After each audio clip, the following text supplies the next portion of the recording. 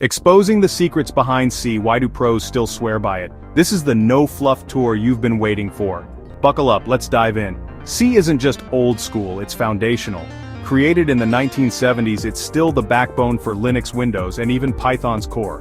Why? Because C gives you direct control over memory and hardware, making it insanely fast and powerful. Let's start with syntax. Forget the hand-holding of modern languages. C is minimal functions, variables, loops, and pointers.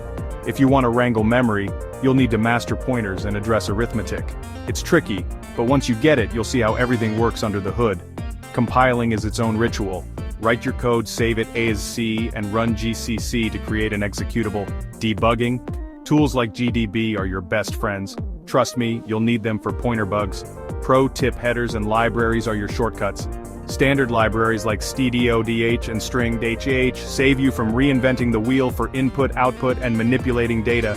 But here's the real magic: understanding C makes you better at every language. You'll recognize patterns, debug faster, and write code that actually performs. So if you want to level up, don't skip C. Learn it, master it, and you'll stand out from the crowd. Want more C tips? Hit subscribe and keep coding smarter.